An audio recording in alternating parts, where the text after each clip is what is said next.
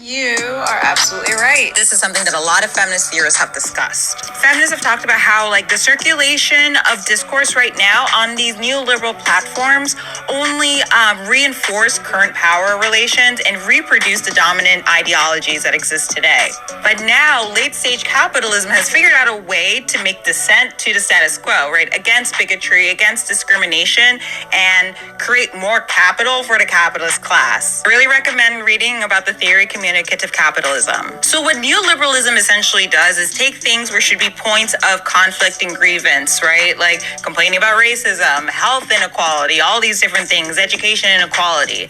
And then it makes them points of celebration. Essentially, it's making it comfortable for the dominant class and allowing them to commodify it. A recent example is how it's okay to celebrate Beyonce's blackness, her being a black woman, because it's in the context of Tiffany's getting more capital, making more money.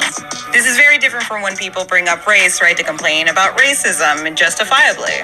I also recommend this if you want to read about communicative capitalism through a feminist lens. She talks about how neoliberalism is a huge barrier to significant change. Because the things that liberalism is supposed to promise us, equality and access and inclusion, we are told that we will realize this by just merely speaking up, by participating on these neoliberal platforms and these telecommunications. Hence why the partnership with Global Citizen makes sense. This is how capitalists maintain the status quo. They use their money to fill up this space, right? And since we think that mere awareness and spreading messages is enough to just magically create change, a lot of people fall for this. And this particularly should be of concern for all leftists because neoliberalization is taking over online leftism and folks don't even know it, right? The problem with neoliberalism is not that it asks us to be anti-racist or not sexist, but that it demonizes collective action, occludes class consciousness, and forestalls the formation of plausible solidarities.